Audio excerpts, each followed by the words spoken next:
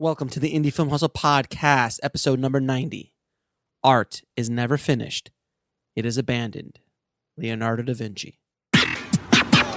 Broadcasting from the back alley in Hollywood, it's the Indie Film Hustle Podcast, where we show you how to survive and thrive as an indie filmmaker in the jungles of the film biz. And here's your host, Alex Ferrari.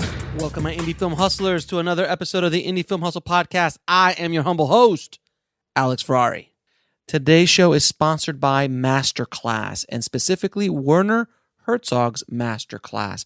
I am super excited about this course that's going to be coming out real soon. But if you enroll now early, you'll get early access to his course. If you guys don't know who Werner Herzog is, he's an Academy Award-winning director. If you've heard his voice, you'll know who he is. He directed Grizzly Man, among other great documentaries and feature films. He's got a total of 70 feature films plus over 50 awards. It's remarkable. So he decided to team up with Masterclass to create an amazing online resource for filmmakers as he teaches you, as he says, the essentials of filmmaking that you can learn within 2 weeks, and you definitely don't have to go to film school. This is over 5 hours of video. You'll get a workbook that you could download, as well as access to Werner as well. So the course is coming out very soon, but if you sign up now, you'll get early access. So all you have to do is head over to indiefilmhustle.com/masterclass to download this amazing course, which I've already signed up for because I want to take it. The show is also sponsored by freefilmbook.com. That's freefilmbook.com, where you can go and download your free filmmaking audiobook from Audible. You get a one book for free download. Definitely check it out. And if it's not a film book, there's tens of thousands of other books you can download. So head over to freefilmbook.com and check that out. So this is a really cool episode, guys, because it's kind of a historic day for Indie Film Hustle. We are at the 1 year mark. Today is our 1 year anniversary for Indie Film Hustle. I launched it July 28th. 2015, a year ago. And if you would have told me a year ago when I launched this that we would be as popular as we are now, I don't know if I would have believed you. But it's pretty remarkable sitting back and watching or looking back at all of the stuff that I've been able to create, all the courses, all the content, all the connections I've made with you guys, the hustlers and the tribe of filmmaker stories and things that I've been able to do as far as inspire you, educate you, and just help as best I can to my fellow filmmakers, which is one of the things I've hopefully been put on this planet to do. And I wanted to thank you guys all for the amazing fan mail and thank yous that I get on a daily basis now. It's pretty inspiring to me and remarkable to me, and it's a reason why I keep doing these podcasts and why I keep doing the Indie Film Hustle. I'm in the middle of directing and editing my first feature film, This Is Meg, and I still find time to stop and do a podcast or write an article, and make sure I keep pumping out content for you guys, because I do it for you. I do it for the tribe. And I want to keep doing it no matter what I'm doing. Now, hopefully one day I will be on that Marvel set directing the next big $100 million movie. And even then, I will find a way to continue putting stuff out. That's my hope. But we could only pray. That is dreams. Hey, look, we all have dreams, man. And that would be one of mine. But anyway, this is a 1 year anniversary. So I wanted to thank you all so much for everything you've given me by listening, by spreading the word about Indie Film Hustle and what we're doing, and everything. And I'm just so thankful and gracious and humbled by the stories that I get sent to me on a daily basis from around the world. So thank you for keeping Indie Film Hustle around for a year and making it grow into this beacon of hope and beacon of knowledge for my artists and my filmmakers out there. So I humbly thank you very much. And to give you an update, I will be doing an episode coming up in the next week or two about my take homes, my experiences crowdfunding and what went right, what went wrong, and what I would do differently. So definitely keep an eye out for that coming up in the next couple weeks, because it was brutal to say the least, going through that crowdfunding experience. But I am right now to give you guys an update on This Is Meg. We are still shooting it, and I'm still editing it. I've edited probably around 20 minutes, 30 minutes of the movie so far, in a rough cut, of course. And we're shooting tomorrow. We're shooting this weekend, and we have probably about another 2-3 days left of shooting, and then maybe a couple odds and ends here and there. But generally speaking, all the bulk of the shooting will be done.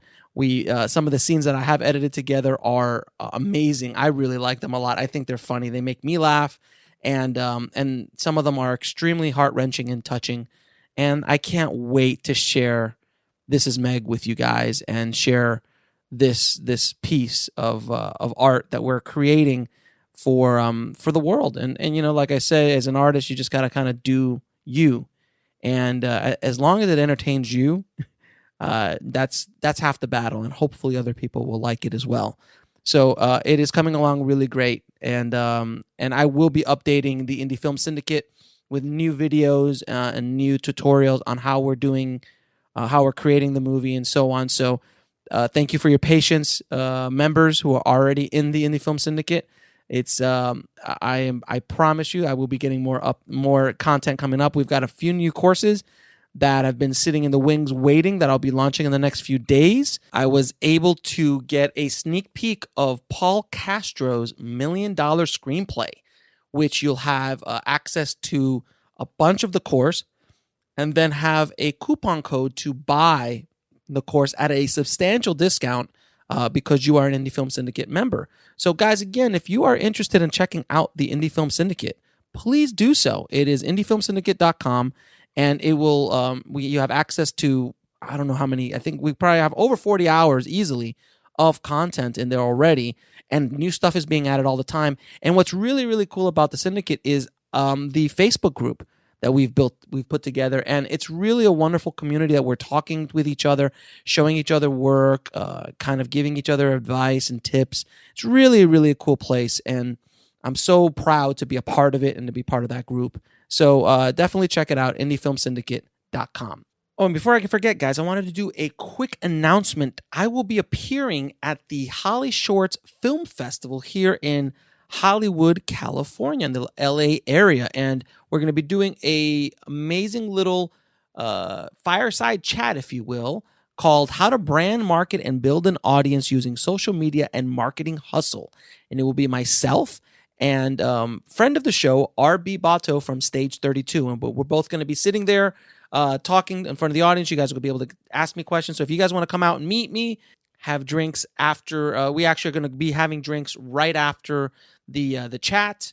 It's just going to be a really fun evening. It's going to be August 16th on Tuesday at the Holly Shorts Film Festival. I will give you guys a link and be announcing it. Don't worry, you will not miss out. I will make sure it's everywhere so everybody knows about it. And so if you guys are in the LA area and want to come out and listen to me talk a little bit more, because God knows you guys don't listen to me enough, you get to come out, and if you have any questions or just want to hang for a bit, it'll be a great opportunity. I think it's going to be a really, really fun night, and I look forward to meeting members of the tribe in person. So August 16th on a Tuesday, Holly Short Film Festival.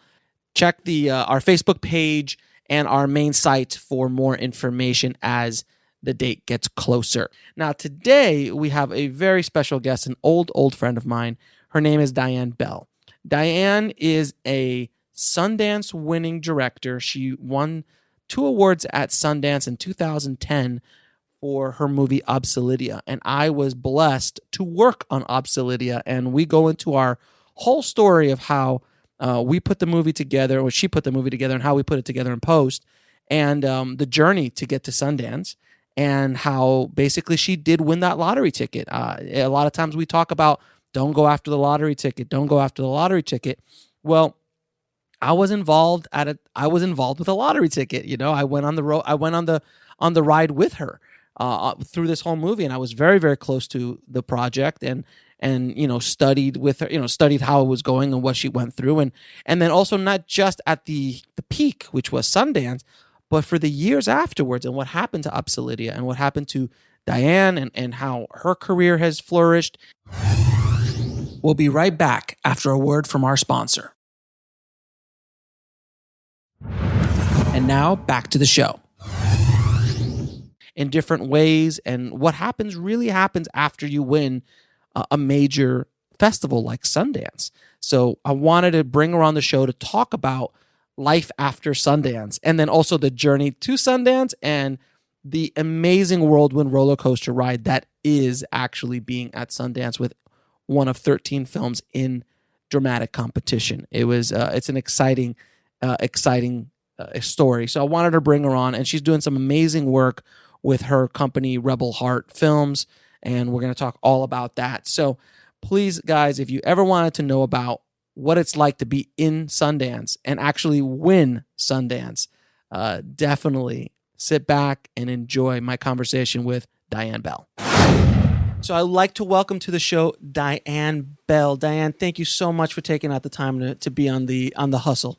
Thank you, Alex. I'm thrilled to be here.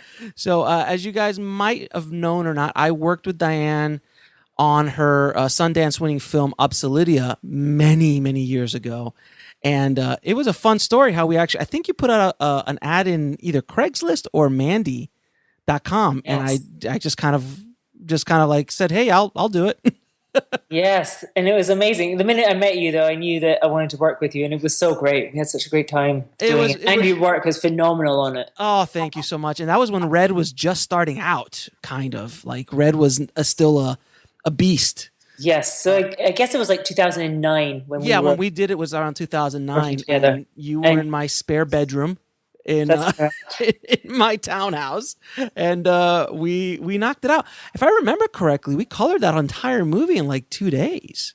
Yes, but as I remember you saying, it had like 250 cuts in the whole movie. It's a nicely, like, it's not a Michael Bay movie by any stretch. So it was a lot easier to color it because it was like these long, beautiful takes of the desert and just like, it was wonderful. It was wonderful. A lot of fun putting that movie together. So, but we'll get into OBSELIDIA in a little bit. But first, I wanted to ask you, how did you get into this crazy life of being a filmmaker? Well, sometimes I feel like I became a filmmaker almost by accident. Like, I think I always wanted to be a writer, from when I was very young. I was all about writing. And slowly, I think it was really when I went to university, I got into films.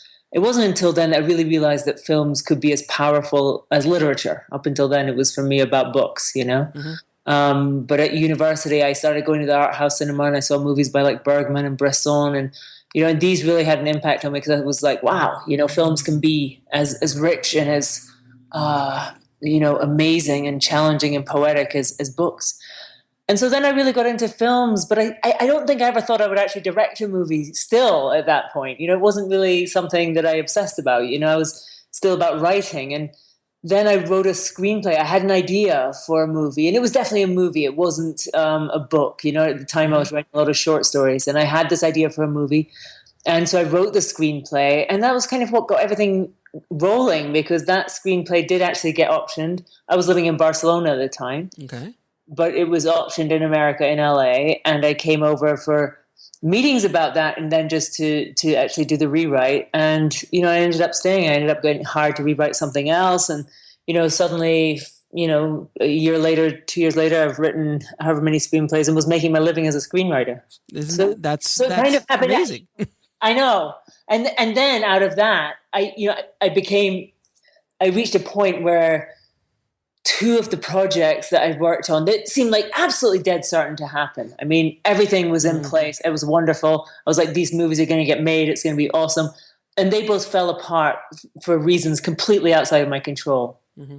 And then at the same time I was writing, as a writer for hire on a horror movie. And I just thought, what am I doing? I can't even imagine you writing a horror movie. I know. It's like so absurd. And I just thought, I'd rather be back in Barcelona, teaching yoga and writing in my free time, which is what I did before I came to LA, than doing this. I thought, what am I doing? And at that time, and it sort of the writer's strike happened, and my husband, very intelligently said, why don't you just take this time to write something for you again? after I wrote it, he said, "Why don't you make this?" And that was the first time that I really considered making something. But I'd seen kind of, I just thought, okay, if I try to go down the conventional path of this getting made, it won't get made. It will never be made, And so suddenly I just felt that, the time was, right to step up and just make it myself. So what is your writing process? Because I know you, like you said, you made your living as a writer. What is your writing process? My writing process is quite simple. Show up every day and write. I just have a basic rule, like when I'm writing a script, which is, I set myself a page target, and so I say, right, you're going to do 4 pages a day, and I hold myself to it. And whether it takes an hour and then I can do other things for the rest of the day, or whether it takes me all day, and sometimes it does, I absolutely hold myself to my page count. And because I just have a thing I've learned over the years that writing really is rewriting.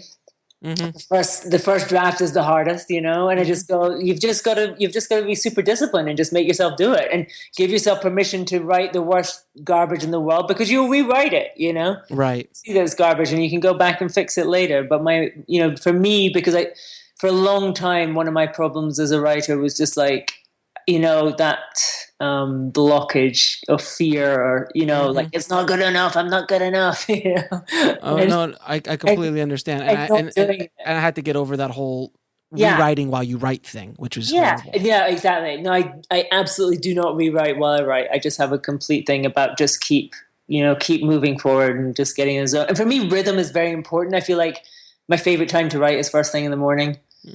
And I just feel like if you create a sort of ritual of, that you just sit down at a certain time and do it, it's important, rather than waiting for inspiration or something.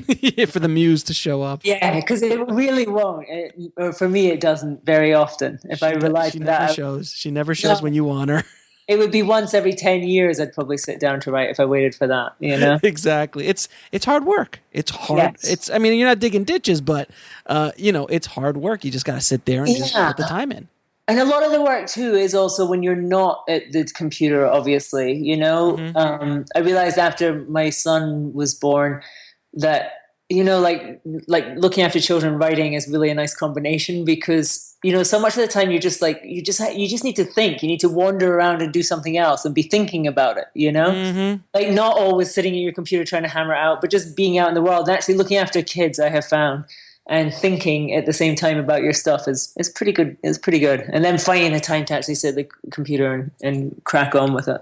For me, it's long drives. Yes. Yeah. I'm totally into drives and music. Yes. Long 100%. Drives, just like I'll hammer out beats of an entire script. Yep, absolutely. During that entire, like a nice long drive. And sometimes I'll be with my wife and she's like, "What are you doing?" I'm like, "Shh, quiet." Yeah, I know. That's like a friend of mine once said, "It looks like I'm just sitting with my feet up, but actually I'm working." I think that's true of every writer, we're doing it all different times, really, aren't we? So you told me a story that you, as a writer, were hired to work with the legendary John McTiernan. Yes, I was incredibly lucky. Not long after I came to America, I met John by chance. The man who's now my husband, Chris, had worked with him on a couple of his films as doing military tech advice and stunt work. And so John was coming to town, and my then boyfriend, now husband, was meeting him for dinner and said, "Do you want to come along?" And I said, "Sure." And so at dinner, I told him that I just optioned my first script, and he said, "Well, who did you option it to?" And I said, "Peter Samuelson." And he nearly literally fell off his chair, because it turned out that he had optioned his first screenplay to Peter Samuelson. Oh, wow. And so that was like the beginning of like the sort of connection, I think, And so then he invited us out to his ranch in Wyoming. And every day that I was there, we stayed like a week. Every day he would give me another script to read. And that in the evening, he'd go, what did you think of that one? And I was totally honest. Like, I wasn't pitching for a job or anything. I was having a great time, in this ranch in Wyoming, going out horse riding and stuff and reading scripts. And, and I'd just be like, "Oh, it's terrible. I hated that." And he would say, "Why?" And I'd say, "Well, this and that." And, we would just like chat away about them. And so after that week, I came back to LA, and then just a few days later, I got a call, and he said, "Are you free to work? Would you come out here and work on a script with me?" And I was like, "Yeah, absolutely." And it turned out, and I said, "Which one is it?" Out of all the scripts I'd read while I was there. It was this one that was just the worst of the worst. Oh God. But then, what was amazing was when I went out there and I thought, I have no idea, like, to him, what rewriting a script means. We'll be right back after a word from our sponsor. And now back to the show. I was like very green. I'd written one screenplay at this point. Right. And I thought, what will this mean? And, actually we rewrote that script from the bottom up. Really all we kept was the premise. And it was the most phenomenal experience. I mean, I have to say, working with him, I really have so much respect for him as an artist. And I think he's a genius, actually, as a filmmaker and a storyteller.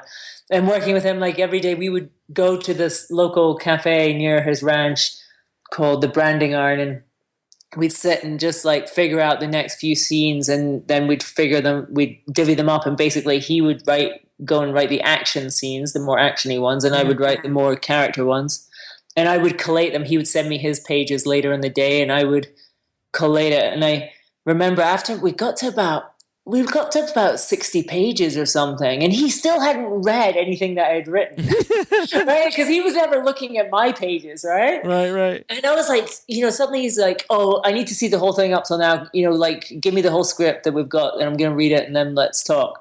And I was so, like, I gave it to him, and I was so nervous, Alex. I was just like, totally like, oh, well, that was good. No, he'll be sending me back to LA on the next flight, like. Well, so, and we keep talking about John, like, for people who don't know who John McTiernan is, he is the director of some of the greatest action movies of all time. Die Hard, yes, Predator, Hunt for Red October, Medicine Thomas Man, Crown Affair, Thomas Crown Affair. Oh, God, I love Thomas Crown Affair.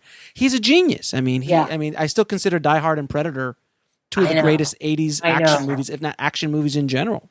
I know. Brilliant. And when you know him, like, you just, like, I don't know, like, he is, like, those are so his movies. I mean, the French really recognize him as like an auteur, and rightly so, because it's really, there's a very particular personality, Yes. Oh God, yes. It's like, that's his. A funny thing that he told me about Die Hard, because what we did with the script we were writing, and it was a kind of, it was a terrorist action sort of thriller. Okay. And he kept saying, it's Frankenstein.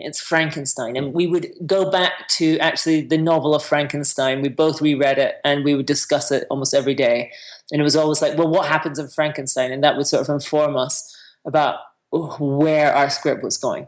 And he said and this really fascinated me, but the Die Hard, he said the story he felt it was underneath was A Midsummer Night's Dream, Shakespeare's A Midsummer Night's Dream. And then when he was working on it, because he said, and it's really fascinating, because he said, I really saw it as a comedy, and I think the original script that he was given, it wasn't a comedy. Do you know what I mean? Right. It was not a comedy, but he really saw it as this night in which everything gets turned upside down, but in the end, the lovers are reunited, which I thought was really interesting. And that's part of genius. I think if you can... It is genius. Yes, like that sort of like sense of the underlying story, I think that can help all writers in their work. It certainly helped me. What is the underlying story that you're telling? I mean, you look at Die Hard, and he launched Bruce Willis's career off that film, and Bruce is so funny in that movie. John it's launched another 4 sequels, some that shouldn't have ever been made, but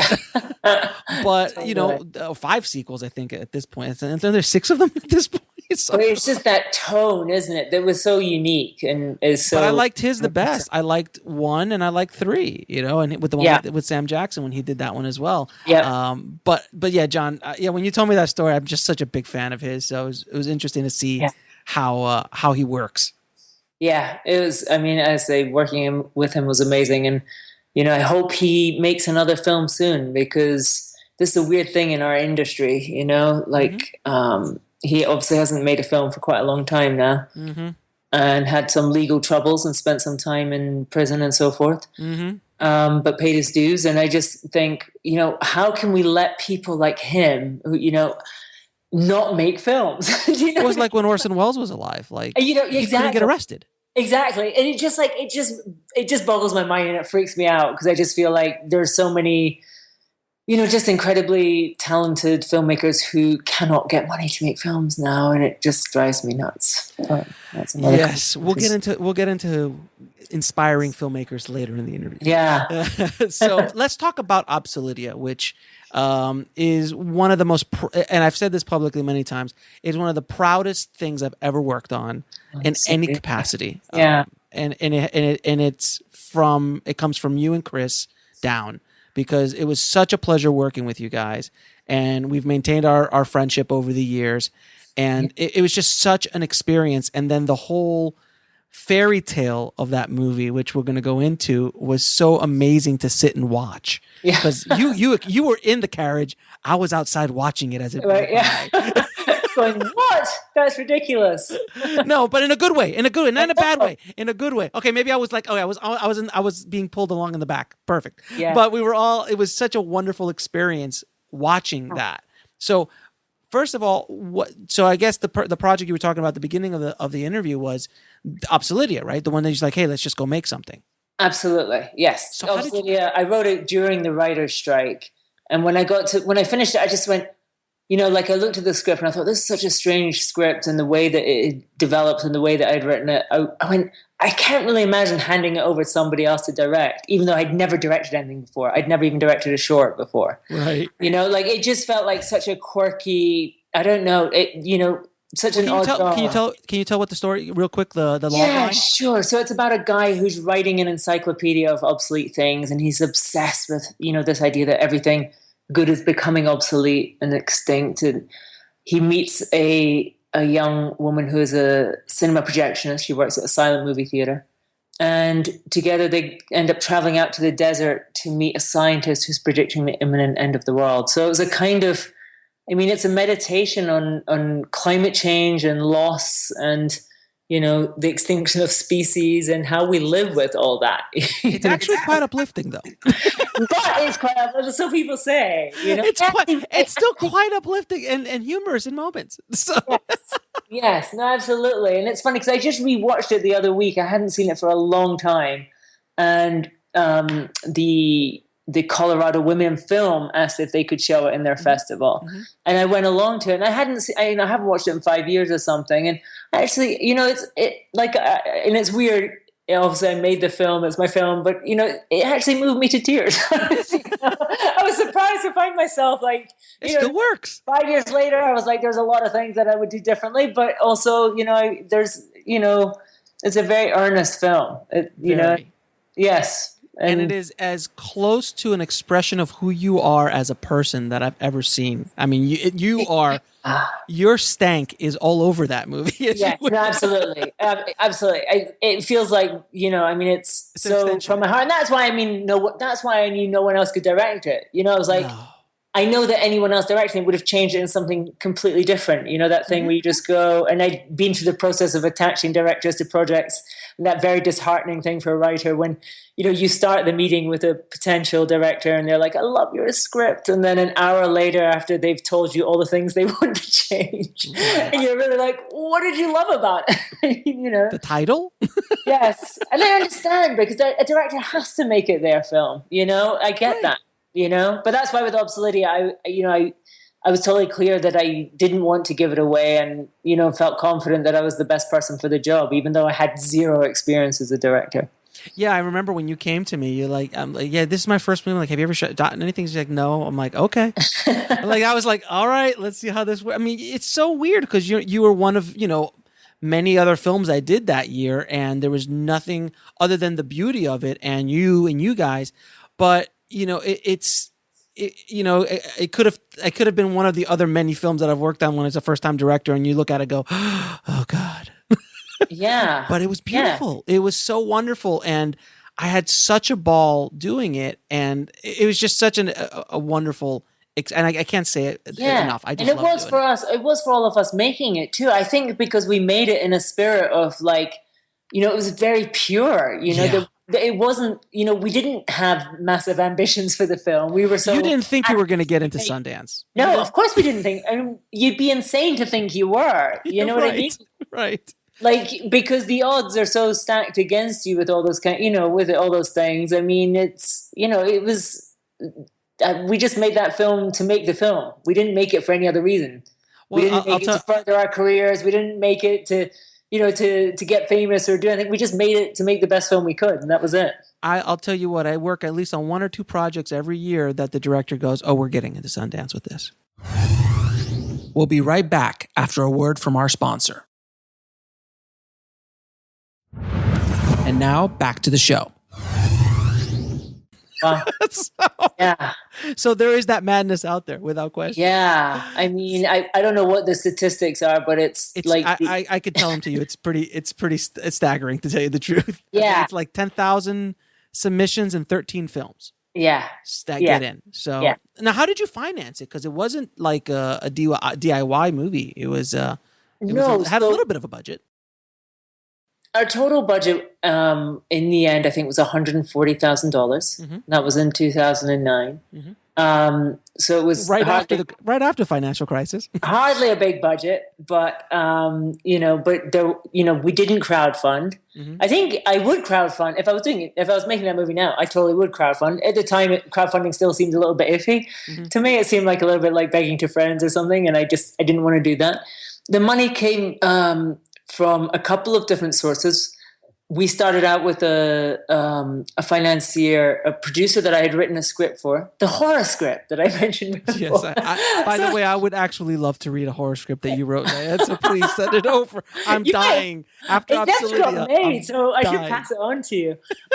It wasn't, I think I gave it something, I think there's like some character to it. Right.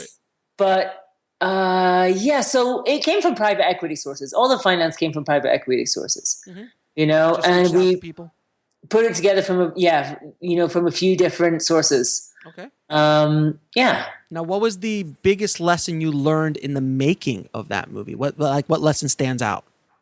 Oof, gosh. I mean, I just learned so many. I think there's like different kinds of lessons, but probably the biggest one and my biggest takeaway is that thing about like following your heart and trusting your instincts.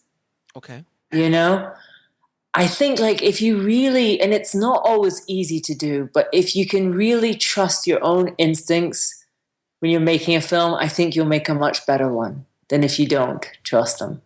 If you second guess yourself constantly. Absolutely. Or if you second guess the audience, or if you second guess, try to second guess anything, And it's not always easy because there's so much, I think one of the joys of making a film like OBSELIDIA was like there was no pressure because I didn't think it would ever be seen anywhere. So, and it was a small amount of money. It's a significant amount of money, but it's not also like it's not such an amount that, it's going to kill you or your investors if it doesn't make the money. Right. So there was just like no pressure and, and then you're just kind of in this really beautiful, free, creative zone, Yeah, I feel that way right now making my movie. Yeah. I'm completely, there's no pressure. It's free. Yeah. It's just kind of wonderful. And you don't have to answer anyone, like other than your own instinct, or justify it. And, and I honestly just think as artists, like we will make our best work when we work that way, Mm-hmm. And if we can create the circumstances to be able to work that way. Yes, absolutely. Is obviously ideal.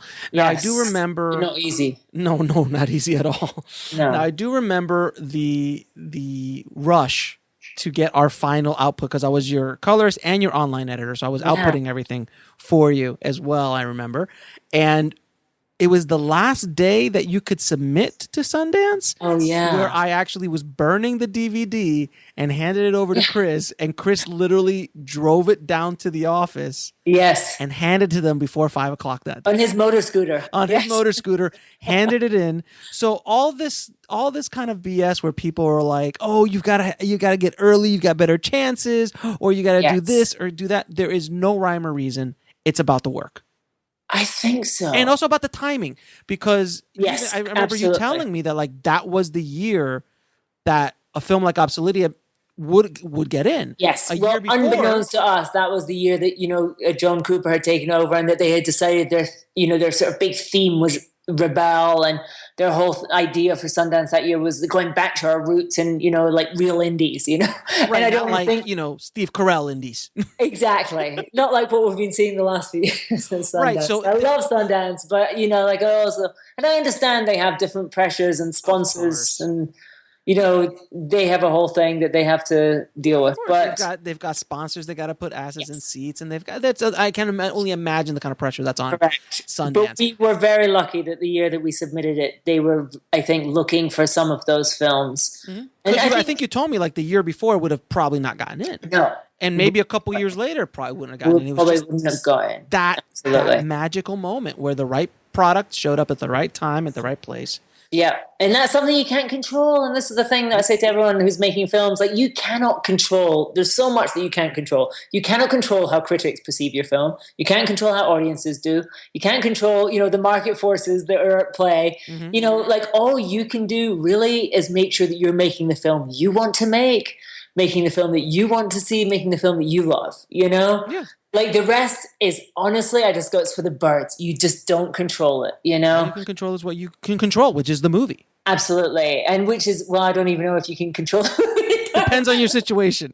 Yes. It's like, you can just do the best you can trying to make the film that you want to make, Mm-hmm, mm-hmm. And then you just and then you live with it. So you get a call from Sundance. How did that work out? Oh my God. I mean, I was out at John McTiernan's ranch when I got the call, and we were working on a different script, mm-hmm. a really incredible script, an original one of his about the Nez Perce Indians. Mm-hmm. And I'd been there for a while now. His ranch is like, it's remote. When I'm out there working with him, I'm living in my own house on the ranch. Like, I'm, mm-hmm. and you hardly see anyone. It's quite like Wyoming is quite gloomy, mm-hmm. or can be. I definitely sort of hit my wall of being in Wyoming, I think, that point at which I just want to see other people and eat sushi. And I don't know, just sort of hit that little wall. And I was feeling, I just also was feeling suddenly depressed about OBSELIDIA. And I really remember that. It was very strange because up until this night, I'd always been like, we made the film we wanted to make. I'm so proud of it and I love it. And who knows what will happen with it, but we had this great time. And then that night, I just had this just a dark night, they creep up on us, I guess, mm-hmm. all of us. Mm-hmm. And I just suddenly had this night where I was like, shit, man, like that was probably the only movie I'll ever get to make in my life. And I probably have screwed it up, like I didn't listen to the conventional wisdom at any step of the way. And I did everything my own way. And maybe this is just a complete disaster and I'm a complete disaster, like that kind of night. And the next morning, I got an email from Sundance and they said, we'd like to talk to you today. Is this the best number? Yes. Yes. Yeah. I was like, yeah. And I immediately emailed Chris, my husband, because I was, out in Wyoming by myself, and also Matt, the producer of OBSELIDIA. Mm-hmm. And I was like, hey, Sundance wants to talk to me today. It's probably just to say, like, well done, good luck next time. Well, I really did think that. They don't call for that. Yeah. I'm like, it couldn't possibly be, and I think it was just so weird, the timing of it. Because as I say, it was like the one time that I'd had that doubt, mm-hmm. and then I got the call. And to be honest, I was so emotional when of course it was Sherry Freelo. I was like, because it was so unexpected. I mean, it was so unexpected, Mm-hmm. And I just remember, I was literally I was sobbing, No, of course. I mean, I remember you. I think you either texted me or emailed me or called me, within a day of you getting it. I think you called everybody that was involved in the movie, and I was like, no, no way. Well, I think for all of us as artists, you work away, and with very little expectations, somewhere inside you dream about, getting certain kinds of recognitions or something, something breaking through in some sort of way. But also part of you believes it never will happen. I mean, I don't know if I speak for everyone, but I'm certainly saying what I feel generally, Sure. You just start to think, okay, maybe it's my fate as an artist just to toil away and, for nothing ever to get any traction or ever to get through, Right. And it's possible, and I think as an artist, you have to sign up for that, I think if you do it with expectations, you're sort of going to, you end up being suicidal. Do you know what I mean? You just have to accept, I love being an artist. I love what I do and I'm doing it to do it. And if anything else comes of it, great. And if it doesn't, I can, that's fine because this is my path in life, you know? But when you suddenly get some kind of recognition, you know, like it was amazing. And I'm still just so grateful for that experience, you know? So tell us a little bit about the experience, because I remember you invited everybody to Sundance with you. We'll be right back after a word from our sponsor.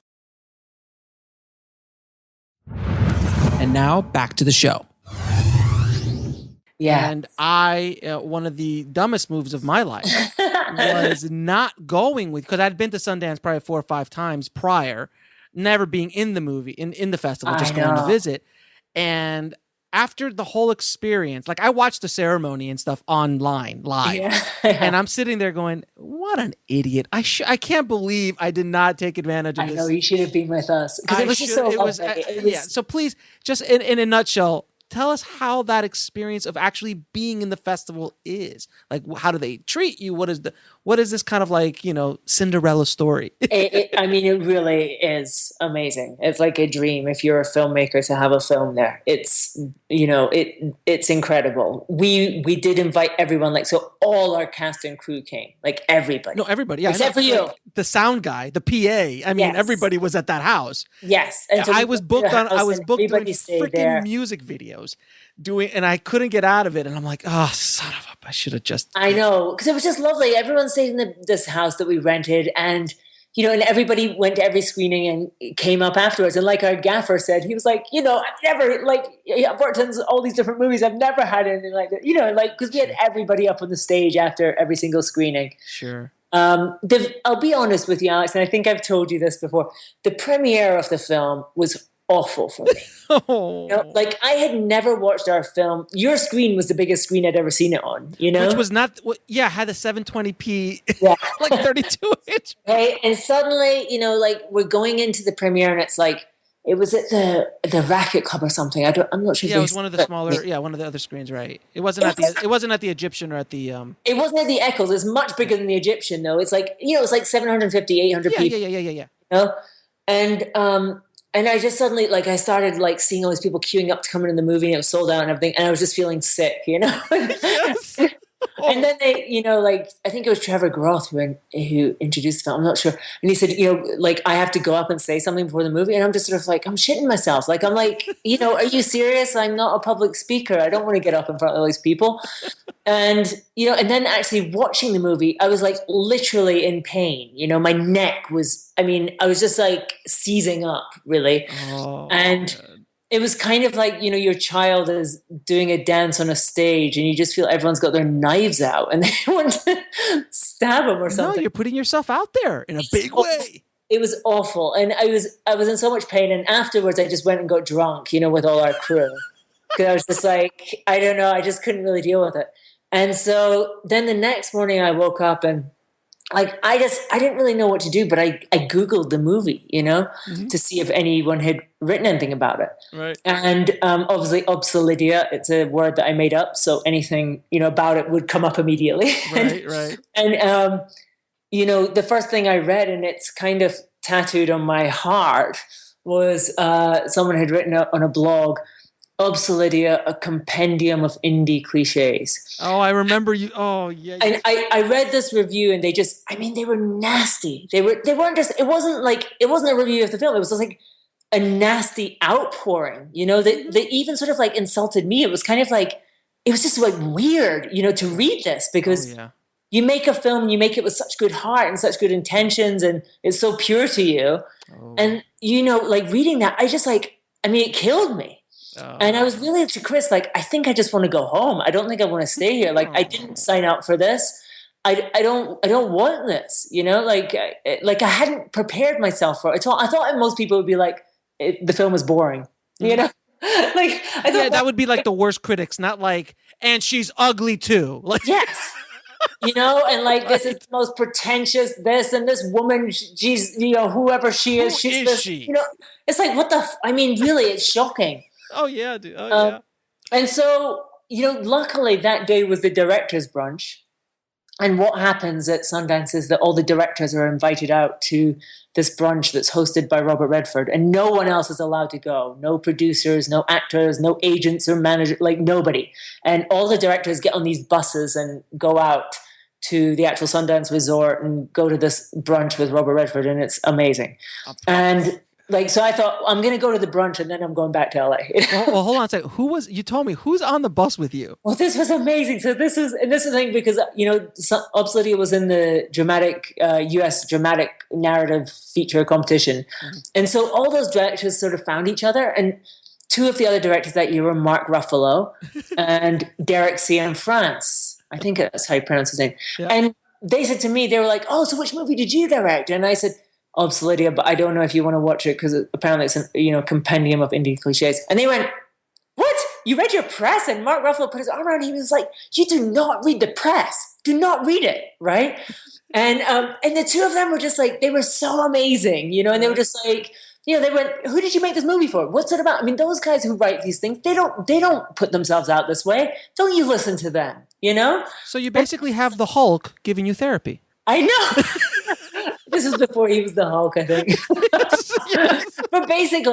But they were so great. And I was just like, oh my God, you're so right. And I thought, I'm thinking about leaving this party. Are you kidding me?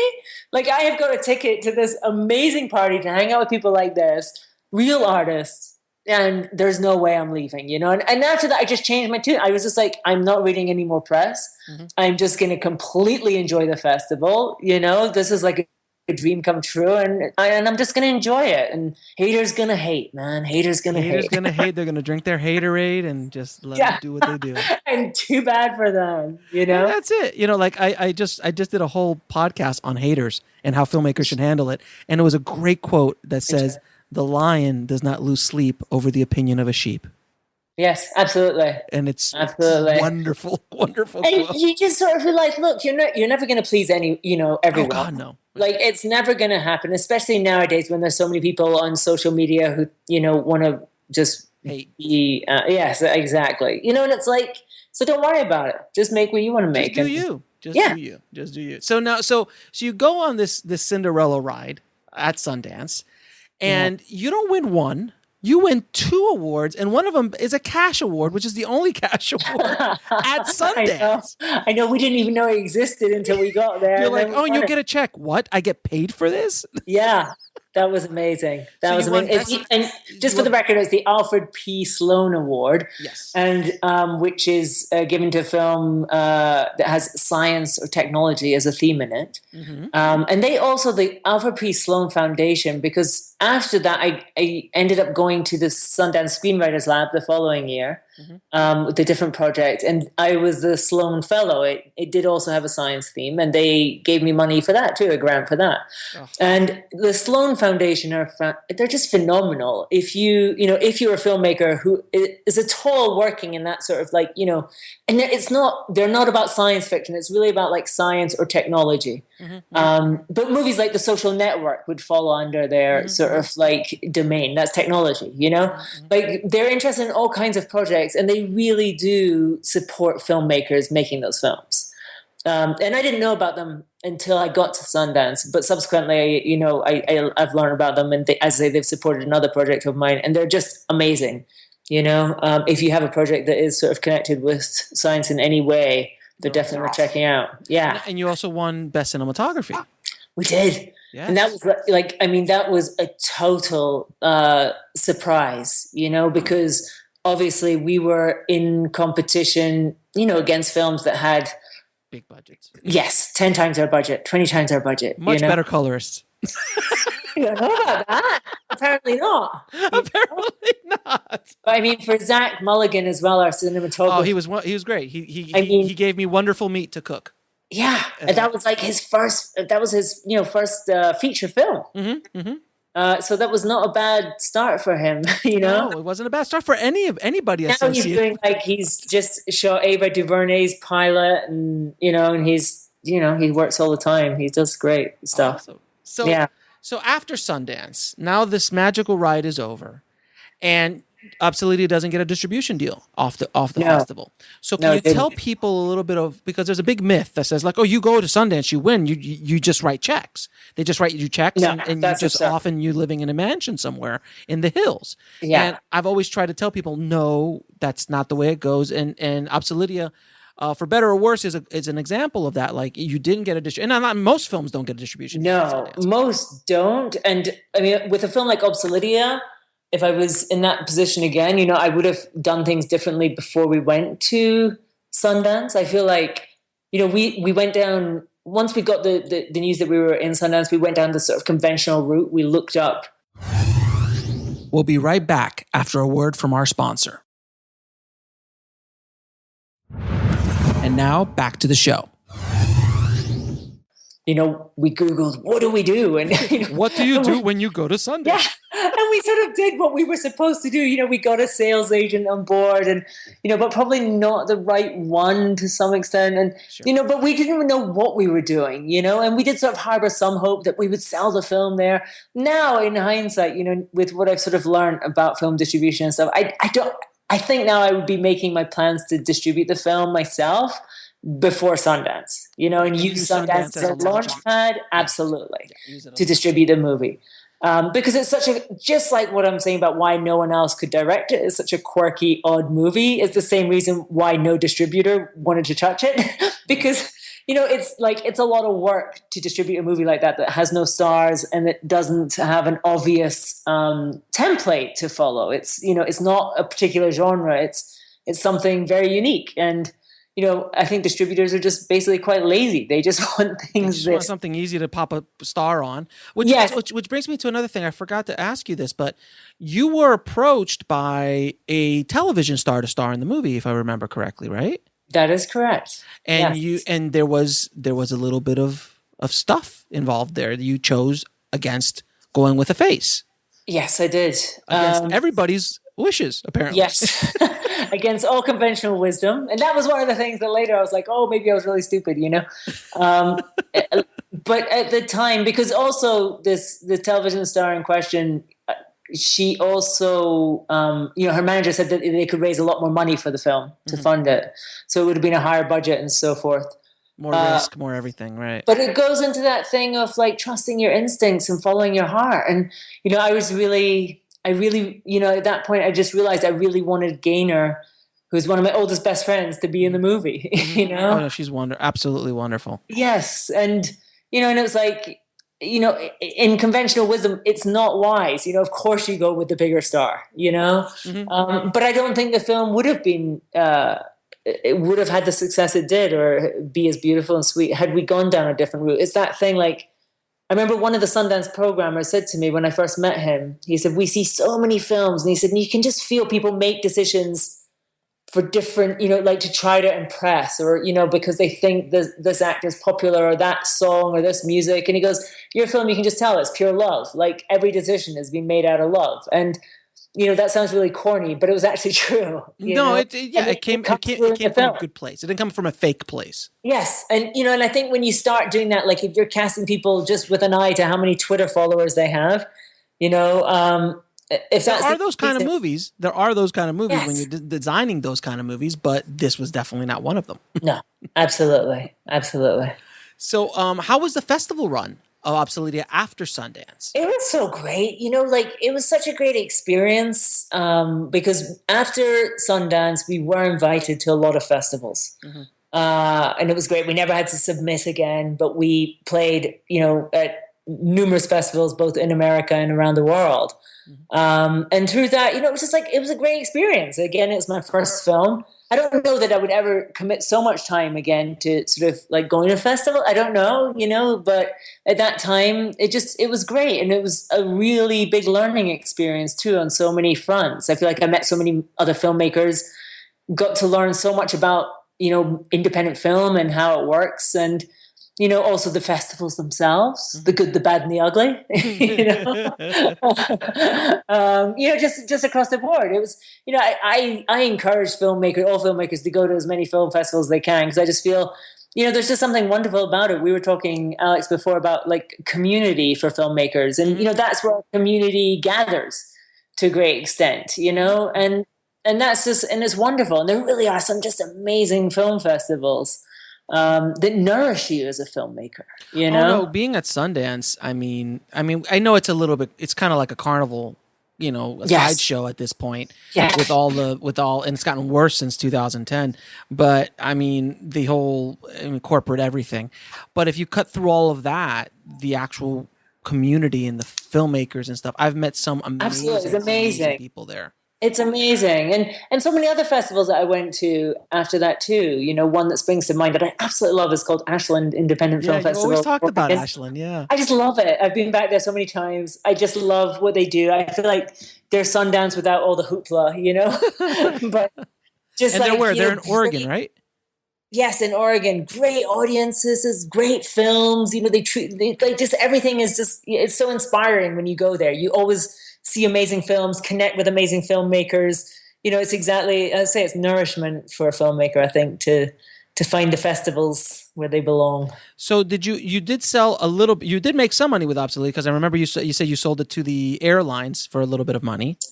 We did, and that's a funny thing that you never think of, but we got money from, yes, so we sold it to a company that took the rights for both airlines and shipping rights. So it could play on ferries, I guess. Yeah, cruises, yes. Cruise ships. Okay. And that was our biggest cash deal. And then other than that, we went down the route. It was kind of like self-distribution, but we did it far too late, really, from, when the film premiered at Sundance, when we actually started pushing out. And to be honest, it's one of those things that you learn, we'd all run out of steam with it, a year later when we were actually distributing it and it was going out on iTunes and Amazon and then on Netflix and everything. We'd all moved on to other things. It'd been great and it sort of fulfilled us, and we were all busy with other things, and there was nobody really sort of pushing it and manning the ship, right? Which is that thing that the idea of a producer of marketing and distribution, is, I think, such an important one for indie filmmakers. And if you're making a film, it's just so crucial to think before you make it, before you even start shooting it, how you're going to get it out to people, Oh no, I preach that on Yes. Indie Film Hustle all the time. Yes. Don't wait, not having a plan, or thinking that you're going to go to festivals and then sell it. That That's that model lottery ticket stuff. is lottery ticket. That's a fantasy, and it might happen, and that's wonderful. I say to people, it's wonderful if that happens, but it's it is saying my business plan is to win the lottery. Right, exactly. It's like what they say now is, if I heard a great comment the other day, all millennials think they're going to be millionaires by 30, but have no idea how they're going to get there. Yeah. And let's say with films, because the brute reality is there's so much out there now, and yes, so much choice for people, and it's really, really hard, But if you're going to take the time to make a film and you're going to put all that effort into it, you should really do the same amount of effort into getting it out there. I really feel that. And we didn't do that with OBSELIDIA. I'm, happy to admit we totally dropped the ball in a very big way after Sundance. So, you are right now currently still self-distributing OBSELIDIA, right? Yes, it's available on Vimeo. Okay. I think it's also available on Amazon. We do, one nice thing is that we've retained the digital, we've retained all the rights to it, and so I always feel like, it's funny watching it again recently. I thought that film has still not been seen by so many people who would love it, It still needs to be distributed. Yeah, it's still, there's still room for it to grow. There's a market out there for it, which has not been tapped, but we still own the rights to it. So it's good. I feel it's so you need to make your big Marvel horror movie. Exactly. Exactly. Your $200 million I think the 10-year anniversary of OBSELIDIA, I'll plan something for it, Exactly. So your next movie, which starred Jessica Biel, is called Bleeding Heart. Can you tell us a little bit about your unique experience on that movie? So that one, was a much more conventional film, immediately after OBSELIDIA, I did write another one that, as I said, I went to Sundance Screenwriters Lab with. And I was getting ready, sort of geared up to make that when I found out I was pregnant. And then I ended up taking time out to have my baby, which is just a pure joy. And after having my baby boy, while he was very little, just for myself, I started writing this new script, which is what became Bleeding Heart. At the time, it had a different title. And when he was maybe 3 months old or something, and I was just writing it purely for myself, I went and pitched it to I went to a meeting that was about something else completely. And I just mentioned it at the end. And they said, we love the sound of this. And, within a week we had a deal, What? So That's crazy. I know. And so I wrote that script. And then afterwards, and it was just funny. We finished the script. It took about a year. We'll be right back after a word from our sponsor. And now back to the show. And then, so it was written in a more conventional way because there was a production company involved, and their notes. So it wasn't like that sort of like totally pure creative experience, Mm-hmm.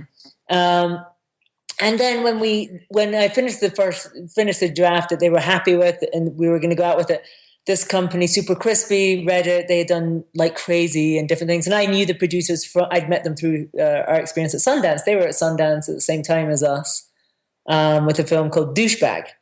Oh, yeah. And so they heard that I was writing a new script and said, oh, can we read it? And they read it and they wanted to finance the film. So it all happened very sort of like once it happened very fast. Like I think, I was then shooting the film. My son was like 15 months old when we were shooting it. Mm-hmm. So, from 3 months. So it took a year basically from when I first pitched it to when we were shooting it. And Super Crispy are terrific, but the experience for me was not a great one ultimately. Okay. And we've talked ad nauseum about it. Yeah, we've talked about it. Yeah. It's one of those things and it's a learning lesson, Yeah. In my heart, and it's no disparagement to the people I made the film with because they're terrific producers and their record shows that, they've made great films. But I don't think we were the right personalities to work together. And it's a very curious thing. And I'm always saying to people, and I'd heard it myself, like if you're a writer, director, or a director, like your producers, it's like you get married to them and you have a baby together and the film is the baby, Mm-hmm. And if it doesn't feel right at the beginning, it's not going to get better, Right. It's like we're going to stay together because we're pregnant. No. Yeah. Now you have to see it through. And it's, if it's not right. And I think, I just think I don't know. It was a difficult experience for me. I didn't feel a lot of the time that I was making the film that I wanted to make, and that's very challenging. There's many things about the final film that I really love, mm-hmm. and I'm very proud of it overall. I think the actresses were phenomenal in it.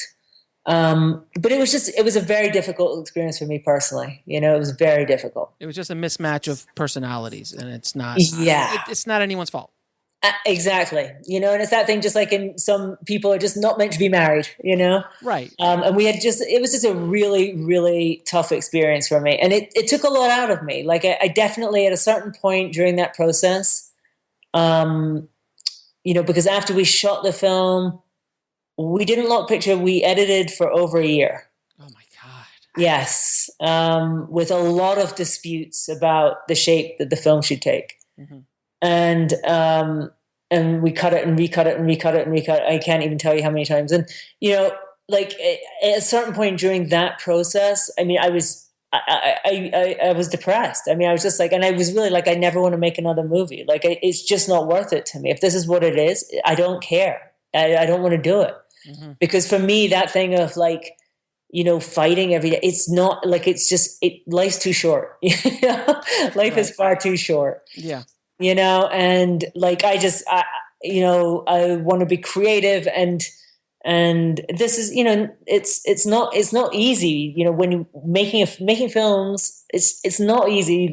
Especially when there's a lot of money involved, mm-hmm. And then obviously financiers they have to protect their investment and different visions of things come up. It can just be very, very tough. And for me, out of that experience, I finally did come through it because I would think back to OBSELIDIA and think, oh, but we had so much fun and we made something really unique. And I started thinking about that process, like with my second film. I felt like so many decisions were made out of fear. Like I felt like, I feel like so often it was kind of like, the script was changed and the edit was changed because, it's like fear that it's too risque or it's too this or it's too that, or you'll alienate people or you won't, and I just feel like God damn it. I go, this is why we have so many mediocre indie films, because people are scared to take any risks, Mm-hmm. you know? And actually, indie films, their strength is taking risks. That's the place you're going to do it. You don't take absolutely. a risk with a $200 million tentpole. And that's what makes indie films great. Like, that's the ones that stand out for us. They take all the risks, you know, when you think, like, the history of independent films. I mean, look the at ones John, that John are like, Cassavetes' Sex Lies absolutely. on Videotape. Beasts of the Southern Wild. You I know? mean, geez, like these people are taking Right? risks. Yeah. And push it, you know, like push it out there. And I just felt like, you know, like everything, I don't know, you know, I thought this is why so many of them are just quite rubbish. And there's a lot to be said for indie films. Like, you know, if you can maintain creative control, it's a very important thing, I think, you know, and make the film you want to make, you know, because as I said before, like, I feel like if a film goes out and it's like your film and you love it and you stand by every moment of it, like, even if people hate it, you kind of don't care, you know, it just slips off. Yeah. But when you haven't even made the film that you wanted, you know, it just kills you. You know, it's like, there's no winner in that, you know, and it's, you know, the film goes out with your name on it. It's tough. No, I completely agree. And if you're going to make risk, I mean, if you're going to take risks, you don't, like I said, you don't take risks on a $200 million movie. You take risks on $100,000 movie or even $1 million movie. Absolutely. That's it. You know, but I think, you know, the important thing is when you're seeking out your collaborators, you know, just making sure that you are on the same page from the start, you know, like you have the same idea of what the successful film would be, you know, and what kind of film you're making. I think I read somewhere it's like, oh, is someone saying something about that, about like, you know, it's when you can all make, you know, when everyone's trying to make the same film, you know, like a good film is when everyone has actually been trying to make the same film. And it sounds so simple, but it's actually really not that common. Yeah. So after that experience, you went back to your roots in your latest film of Dust and Bones. How did that come about? So that came out directly from the experience of my second film. And as I said, because I was really kind of depressed for a while. And then I remembered OBSELIDIA, and I just suddenly was like, just for myself, I thought I really want to have that sort of creative experience making a film again. And I remember I was laying on my bed one afternoon, and I just suddenly was like, oh, what could I shoot in the desert with Gaynor and Pitch? And Gaynor and Pitch were the two actors from my first film. And I just love them so much. They're both like family to me. Mm-hmm. And Matt Medlin, who produced OBSELIDIA, he has a house out in the desert. And that's why I was thinking, what could I shoot in the desert? Because I spoke to him and he said, why don't we shoot something at my house in the desert, you know? And I literally like lay down on the bed and I was thinking, what could I do with them? And within an hour, I just had this whole story in my head. And I wrote it very quickly. And we went out, we raised the money through crowdfunding and also some private equity sources, and went out and shot it, you know, and it was just very pure, very simple, and a terrific experience. Although it's a very different film from OBSELIDIA. It's a lot darker. Now, and you did the crowdfunding on Seed and Spark, right? How was the experience? We did.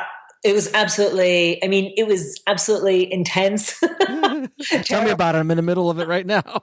It's like, you don't know until you do it. Oh God, it's so freaking nerve-wracking. You're like, after the first 3 days, you're just like, nobody loves me. Oh, I know. Well, it's also that thing of putting yourself out there in this crazy way. Like, you know, you really do feel like you're just standing out in the street, holding out a flower, hoping someone will take it, you know? Exactly. And you're so vulnerable. It's so, like, you don't realize until you do it, you know? Mm-hmm. But on the flip side of that, it's so enriching. It's so empowering. It's so inspiring. You're on the edge. You're pushing beyond the boundaries of being comfortable. You're out of your comfort zone. Absolutely. When doing this, and that's where you grow as an artist. Yeah, no, absolutely. I just found it. I found it to be a really sort of beautiful experience. Ultimately, it was definitely harder than I expected, and we planned our crowdfunding campaign to like launch just as I was going to Tribeca to premiere my second film, Bleeding Heart. Mm-hmm. And then I was going to Ashland actually to teach a workshop and stuff. And so I thought, this is the perfect time. You know, this is like, we'll never get more publicity right now. And I'm doing all these interviews and press for Bleeding Heart so I can, you know, mention my crowdfunding everywhere. And, like I quickly learned it's that thing, and it's really true, crowdfunding. The people who give money are people who have a connection to you. Yep. It's you or, your actors or like it's people who are connected to you in some way. Like strangers who like see your movie, even if they like it, they don't really click to like give you money for your other movie. It's rare. It's rare. It's very rare. Mm-hmm. And I really learned, I mean, for me, like during the time that I was in Tribeca, I really couldn't do any work on the crowdfunding campaign because I was like caught premiering a film and doing all the things that are involved with that. Mm-hmm. We'll be right back after a word from our sponsor. And now back to the show. And our crowdfunding campaign flatlined. I mean, it just like, it was like, oh my God, like no one's putting money in. And the second that I got back to sort of like Facebooking, tweeting, doing things every day, boom, money started coming in again. And I really like just learned that lesson. That's my experience as well, my dear. Yes. You have to work it, to an email list. I really learned that thing. Email list was golden. Most of the people, like, I can't remember the exact percentages, but I think the conversion rate, like the number of people who came from our email list, right. I think it was like 25%. That's actually extremely good conversion. Yes, I think it was like 25% actually gave money. Oh my God, that's obscene. That's an amazing conversion. Yes. I think from the Facebook page, it was like 12%. And then Twitter was like 5%. And it's just like a perfect example of how, like, the closer people are to you, the more likely they are to give, So what are your plans with Of Dust and Bones? Well, we are just finishing the film now. Mm-hmm. We are sort of we're in our planning stage, and we all sort of, this is the thing. People have no idea like how long it takes to make a film and how much energy it is. And with a film like this, we really, I think like we worked on it last year. And then I needed to take a break. Everyone needed to take a break. I've moved, mm-hmm. And it's sort of like it's been let go a little bit. But we're now in the early stages of planning our distribution for early next year. Okay. And like for me, my eyesight with this one, festivals would be nice, but I didn't make this movie for festivals. I really made it to connect with audiences, Okay. And that's my goal. Like I'm totally sort of like very focused about how do we get this film out there and connect it to people, with people who will love it. It's a very particular film. Mm-hmm. Alex, if we thought OBSELIDIA was uncommercial, it's just like, this takes it to a whole new level. Wow. It's a dark film. It's a challenging film. Mm-hmm. It's a really, it's that thing again where like I made it, and I think I was in a fairly dark place as I told you, like creatively, like mm-hmm. feeling frustrated, but also about the world. I was feeling very. I'm usually pretty optimistic, but at that point when I wrote that film, I was really feeling a little kind of pessimistic about where the world was. The film is about a woman whose husband was a photojournalist and he was beheaded by ISIS. Nice. Very uplifting. Nice, cheerful film. Very cheerful, uplifting Disney film. Yeah. And so she's living out in the desert. She's just chosen, she doesn't want anything to do with the world. And she's obviously going through her own kind of grieving process, just totally disconnected from the world. And it's about what happens when a man arrives at her house who is her dead husband's colleague, and a man who was responsible for him going to Syria. And so it's what unfolds between these two people, and it's, it is about really some big things. It's about, obviously, it's about horror in the world, really, and how we live with it, Right. Like these levels of violence and barbarism, and it's extremely easy to sell. I don't know what you're talking about. I know. It's like that and the Avengers. I don't understand why this is not. I know. And I'm like, I know it's not a crowd pleaser. I don't think it is particularly uplifting at the end, regrettably. That's why I'm going, it's a challenging film, But you know what you're doing? But again, you're being true to who you are. Absolutely. And at the budget level that you're at, you can take these kind of risks. And I love the film. I mean, the performances are like absolutely phenomenal. It's beautiful. It's absolutely, I'm the cinematography. I worked with the new cinematographer this time, TJ Helmut, and it's absolutely stunning. Great. It's really, it is a very slow, ponderous film, but that's the kind of film that I wanted to make. And, and that's the thing. Like, I just absolutely love it, and I think. I mean to interrupt you, but you didn't have you had a very unique script for this, right? You told me it was how many pages? I think it was 60. Right. So it was not, and it was funny because a number of the people who worked on it said when they read the script, they couldn't really imagine how it was going to be a feature film, because it was only 60 pages and the old thing, a minute a page and whatever. Yeah. And, and then the first cut of the film was 2 hours and 20 minutes long. Well, I think you told me the first day you did take one and the take one just lasted and lasted. Yes, and TJ, the cinematographer, turned to me and said, "I understand now why this is going to be, a feature film." It's there are really long shots in it. It's a meditation. It's a very slow-paced film. There's a lot of silence. I think there's hardly any dialogue for the first 30 minutes. Mm-hmm. There's maybe 3 lines on the radio or something. It's a particular thing. But for me as an artist, I totally got to explore something that I really want to explore, a very different kind of film that's not all dialogue, that's storytelling in a different way, and also that explored, themes and issues that are important to me. I just, as I say, for myself, I was feeling like I just want to go live in the desert and disappear because the world is just too messed up, I know the feeling. Yes. And so, and this is what it's about, I think these kinds of films, it's good if they're challenging, No, if you're not making a challenging film in one way, shape, or form, you're not growing as an artist. Absolutely. Yeah. You got to challenge yourself. Take risks. And I think for certain people, this will be, this will really fulfill them. And, mm-hmm. It's definitely not for everybody. It's for a very particular niche audience, but if you like a film that makes you think, and makes you work, because it's quite a challenging film in that sense structurally, it's not handed to you on a plate what it's about. But I think if you're if the kind of person that's willing to do some work while you're watching a movie, it's rewarding. And, it's up to us now to find those people and make sure they get the chance to see it. So tell us about Rebel Heart. And I love what you're doing with Rebel Heart. So please tell everybody how it came into being and what you're doing with it. Yeah, so Rebel Heart really was born out of my experience also making my second film.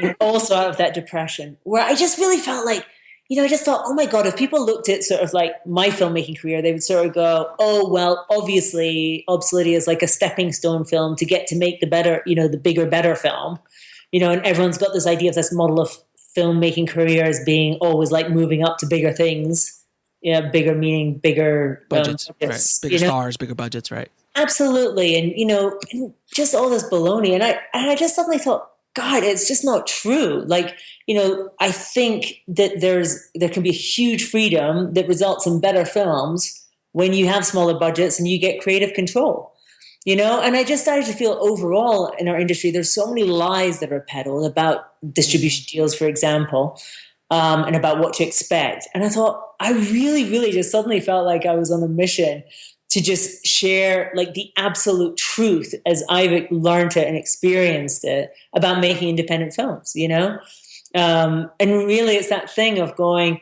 just giving people the tools, step by step, how they can make a film happen, how they can give themselves the best chance of making one that will stand out and that will be fantastic, not just get lost in the shuffle, and how to set up a situation in which they'll get to do it again and again, regardless of how their first film or their second film turns out, Mm-hmm. And so that's it. So we then set that up and we started teaching workshops, and we do this 2-day workshop in which we as Chris is my husband and also producing partner, in which we share really everything about how we made OBSELIDIA.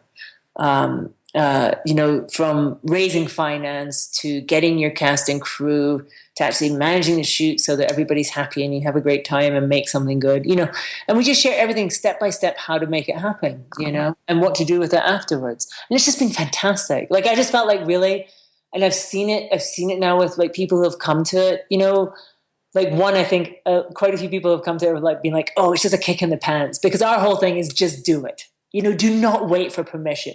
Do not wait. Mm-hmm.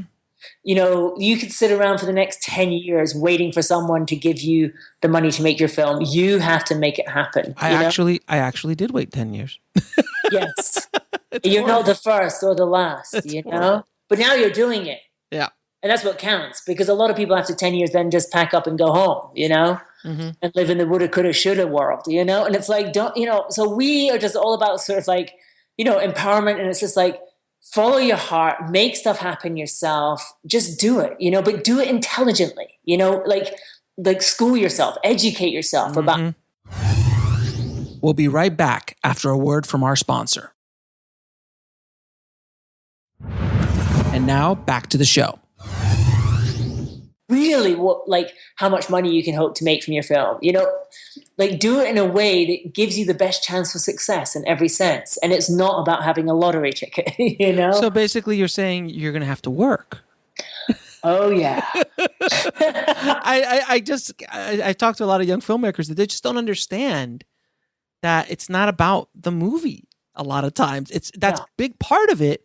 But there's so much more about just, I just want to direct. I want to be an artist. I'm like, you've got to learn about. Well, I really had that experience. I mean, I think because my second film was a situation whereby I was, basically like a director for hire on my own film, right. I didn't have ultimate creative control in it. And I realized that for myself, like through that experience, I went, okay, if I want to have creative control, I have to take responsibility for myself, And that was the whole thing for me about jumping out and doing crowdfunding, which was terrifying, but I just went, okay, if I want to be this kind of artist, then I have to take responsibility for building an audience. I have to take responsibility for raising money in this way, like across the board. And I mean, it's like, actually, I've heard Emily Best saying, Emily Best is the CEO and creator of Seed and Spark. Yes, wonderful. Who was amazing. And I heard her saying, like, she's like, of course, I would love to spend my days just talking to filmmakers about how we get their films made, but I have to do all this other work, like that's the deal. And she's like, when I hear filmmakers say, I just want to make films, I just want to be an artist, she's like, grow up. She's great. If you want to do that, there is all this other stuff you have to do. And actually, I've come to realize that that's a privilege. I want to now be in the conversations about the budgets. When I started out, I was also like, I don't want to deal with budgets, and I don't want to deal with, because I'm an artist, I don't want to deal with the contract. Yeah, I don't want to be part of all that. Now I'm like, no, I want to be part of it all, because that is how I have then control and get to make what I want to make. Freedom. Absolutely. Cassavetes knew every aspect of the filmmaking process, and he did everything himself back in the day. And that gave him the creative control to do whatever he wanted. Exactly. And of course I still have fancies. Everybody does, about meeting this like ideal producer who's going to do everything for you. We all harbor that fantasy. Yes. But also I go like, really, if you want to make films, empower yourself, educate yourself, roll your sleeves up and get going. There's nothing to stop you. There is nothing to stop you. So to finish off our amazing interview, it's been great so far. Thank you so much, Diane. Thank you. Chris, who I absolutely am in love with Chris, by the way. He is one of the most interesting human beings I have ever met in my life. Yes. And I absolutely adore him. And he sits down and tells these ridiculous stories of his travels in the world. And one of his claim to fame is that he was in Titanic. He was an actor in Titanic, and he has these amazing stories about his experience. Can you share just one nugget with the audience of his experience with Mr. Cameron? Yeah, so first of all, Chris is the guy who drops the keys, which is really funny because so many people who have seen Titanic immediately go, I know that guy. I go, yeah, he's the guy that drops the keys, Like Leo and Kate are trying to get out of the door and it's locked and he's shaking and he's trying to unlock it, and then he drops the keys and runs off and leaves them. Yes. So that was his part. But I mean, because the funny thing is, although that was, screen time is quite short, he's in different, scenes as background and stuff. Sure. He worked on it for, I think, 6 months. Right. And he says, though, I mean, he has only good things to say about Mr. Cameron. He does talk about how he would be injecting himself with like vitamin B and stuff in between takes, Wow. So he does, because you have to do something to get that energy up. well, and he's like he said, he said, he was working 18 hours a day every day, and had put himself completely on the line for this movie. Oh, no, and it's funny because now it's like, oh, of course, Titanic, the biggest successful film of all times. Perhaps something has Avatar probably took over that now. Yes, it's number 2, but he has number 1 and 2. Yeah, but the fact was, like, I think even a week before it was released, the people in the studio were like, "This movie's gonna flop." Right? Like it was, in the fact that it had gone so over budget and so over time and everything. But I mean, yeah, you should get Chris on to tell his stories. But I would just go, he has nothing but total respect and admiration for James Cameron. Well, I've met a lot of people who've worked with Mr. Cameron, and they've said wonderful things. I've heard very few negative stories from at least the artist, because I've only he said he's a true artist, a visionary, completely committed to what he was doing on every level. Yes. He said, and that's what it takes, He did tell me the one story that when he was in a take and it was looking down, like all the way down the huge long hallway or something, he would like yell cut, run all the way to the end and move a glass like 2 inches and then run a football yard back. And people were like, are you kidding me? Yeah. But that's who he is. Yeah. But I think, this is the thing. I think to make anything good, you have to be like, intense. All in, and no detail is too small, because filmmaking is the details. And Chris talks about that to me, like he said, like on the set, like how everything, the attention to detail, he said, just was mind blowing. Down to, I mean, whether the carpet, like how everything had to be the exact replicas of the real thing, the porcelain, like everything, And I go, like, no matter what budget level you're working at, like, you have to be that obsessive about detail. I really believe it to make a good film. No, you've got to be all in. You can't half-ass it. No question. Absolutely. And that's what, I mean, obviously James Cameron's like that beyond. Well, he takes it to another. There's a definition. He actually has a definition in the dictionary about the word intense. You see a picture of him right next. Oh, really? That's great. All right. So, last 2 questions I ask all of my guests. What is the lesson that took you the longest to learn in the film industry or in life in general? Oh my goodness, that's a tough one.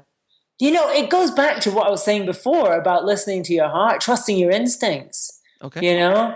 Because I think even though I thought I knew it and I thought I'd learned it, I hadn't, Right. It took your second movie to kind of wake you up. And I think like I'm still learning it in some ways, and it's really, I think that's one of the big ones, because I think it's so easy for self-doubt to creep in for artists. I mean, all of us are different. The world seems to divide into those who are like completely entitled, overconfident, 100% know that their vision is true. And then there's people like me who, like are beset by doubt. Right. Who, like, it took me all of my 20s to believe that anything I wrote could ever be anything, of any decent value or of worth in any way. Like it was just like crushingly hard for me. It's like, so it's a hard path for me to do this, No, it's not an easy path. An artist's path is not an easy path. No, and I, like, as I say, that thing of like doubt. And so I go like, just that thing to have faith that like what you do, that it matters, that it has value, and to listen to yourself, is for me the most important one. Coppola said it best, is like, I don't know an artist worth its weight in salt that doesn't doubt what they're doing. Yeah, it's very true. There has to be a form of doubt when you create. I don't know. Like, you just don't know what goes on in anyone else's head. I just know for me, like it feels particularly hard at times. Oh no, I'm here. I'm with you. Sister. I'm with you. I'm in the middle of it right now. I'm editing a scene. I'm like, oh God, this is horrible. This is all gonna go. But I do that with all my projects. So it's just the way it is. It's part of it. Now, what are your 3 favorite films of all time? Oh, holy moly, that's hard to answer. 3 that tickle your fancy at the moment. Okay, I mean, the one that always comes to mind, like always, is It's a Wonderful Life. Okay. The Capra movie, which people are always really surprised about if they know me. But it's the one movie that I do watch every year. I watch it every year at Christmas time, and it always makes me cry.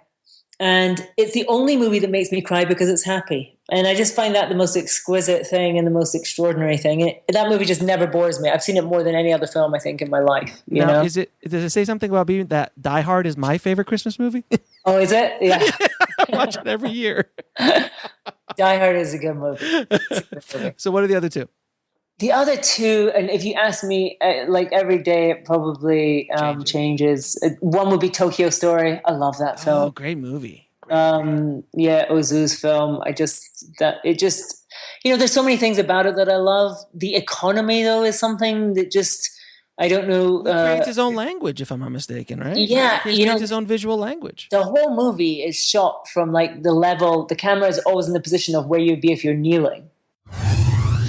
We'll be right back after a word from our sponsor. And now back to the show. So it's quite low, and the camera only moves once in the whole movie. And when it moves, whether you're aware of it or not, it just suddenly slays you. It just kills you.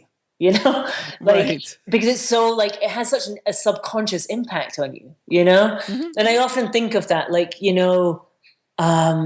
just like. Yeah, like where we put the camera, how we move the camera, when we move the camera, why we move the camera, it's like, it's everything to me, and that movie is just, and it's also just the most extraordinarily universal story and so specific, but so universal. Everyone I know that watches it says, that's my family, Yeah, of course, of course. I've never known anyone that doesn't go, that's my family. And I'm like, yeah. And yet it's so specifically post-war Japan. It's like, and that amazes me. And the last one? Last one today. I mean, in any day that you ask me, it would be something different. And it's possibly because I just got a copy of a new Tarkovsky film, but it has to be something about Tarkovsky at the moment. I'm obsessed with him. He is amazing. He's just, and I'm like, which film would it be? Nostalgia, weirdly, is one of my favorites. But he's one of those artists that he just did him, and it's just transcendental. It's just like he doesn't care about plot. He doesn't care about. He didn't care about it. Like he cares about the human spirit. Yes, he was just doing what he wanted to do. And he cares about cinema. Yes, big time. It's like, it's cinema. It's not TV. It's not like talking heads. It's cinema. It's a language. It's a fabric. It's like, and it's that thing what you put in front of your camera. Obviously last week, Kiarostami just passed away, and he was certainly one of my favorite living filmmakers. Taste of Cherry is a film that I rewatched a number of times before we shot our last movie in the desert. I became when I first saw it, I just like loved it, but then I really became quite obsessed with it last year. It's like, and again, it's just staggering. But there's so many. I can't even. I know. No, we can go on. We can go on for hours just geeking out on movies. When somebody asks, like, "Oh, your favorite movies," I end up thinking about filmmakers, and then trying to choose which one of their films. Do you know what I mean? In a sense. Yeah, I know. Like, I have my list, but then there's like it changes all the time. It changes all, But then it doesn't. The films I'm talking about today are films that have been on my list for the last 20 years. Right. They're on a list. They're on They're on the list. So, where can people find you? They can find me on Twitter. Okay. Yes. This is the point where you tell us what your websites are. Yes. Okay, great. And I'm like, yeah, where can you find me? I'm not asking for your home address. So my Twitter, I live in Denver. Come to Denver, Colorado. So my Twitter handle is at Diane Bell 1, DIANE 1 N. And then my website is Rebel Heart Film, rebelheartfilm.com. And through that, like, I sometimes blog about filmmaking and aspects of filmmaking. You do. And just try to share, like I said, honest information, the honest truth as I've perceived it working in this industry. I have to coerce you in doing a guest blog post one day for Indie Film. Oh, yeah. I'd be thrilled to. Because your blogs are, your articles and your blog posts are awesome because they're like your films. They come from the heart and they come from truth. Yeah. So thank you. I haven't blogged for a while since I moved here. I moved to Denver in March. My last blog post was about, does a filmmaker need to live in Los Angeles? Yes, I remember that one. As I hit the road in the car and drove to Denver. So yeah, and it's funny. Like, I feel like I've just been sort of like recalibrating myself, and sort of re-nourishing myself these last months. Good. So I haven't been super active on it. Well, But Diane, thank you so much for being on the show. You have been, I knew you would be a pleasure and a wealth of information. And thank you for sharing your experiences with us. And I hope everyone got as much as I did out of it. So thank you so much. thank you, Alex. I mean, I just love what you're doing with Indie Film Hustle. It's awesome. Oh, thanks again. I appreciate it. Thank you. Diane, by the way, is one of the sweetest, if you couldn't tell, the sweetest people I've ever met. I absolutely adore her and her husband, Chris. And I look forward to working with them again in the future on any of their projects. There's always an open call to work with them. I absolutely love working with them. And it's always a fascinating story to see how other people, get to places where you might dream to be and see what the realities are of, winning Sundance and what it does. And it's not that magic carpet ride once you get it. Like, you win Sundance and, it's not that Harvey Weinstein writes you a check and you move into the Hollywood Hills and you start making millions. It doesn't work that way. And I think that's the story and that's the dream that is sold very oftenly by film schools, by the industry in general, just to keep the machine going. But the realities are that's not just the way it is. And those days are the days of those times in the 90s. Those days are not now. They're very different world. And I wanted to kind of bring a reality check to everybody about what it really takes. Even after you win Sundance, you got to keep hustling. You got to keep pushing and keep trying to get projects made. And, she's a winner of Sundance, a two-time winner of Sundance. And yet, she had to go crowdfund her movie because nobody would finance her third movie of Dust and Bones, and it was very interesting to go down that road with her.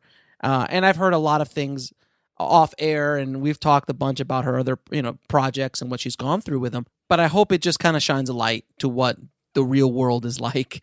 And don't get me wrong, her trip was magical when she was at Sundance. I mean, she told me that story with the Robert Redford story when she went up to have lunch at Robert Redford's house with Mark Ruffalo and all these people, and it just must have been amazing. I'm giddy just listening to it. I hope and wish and pray that something like that would happen to me or any of my hustlers out there.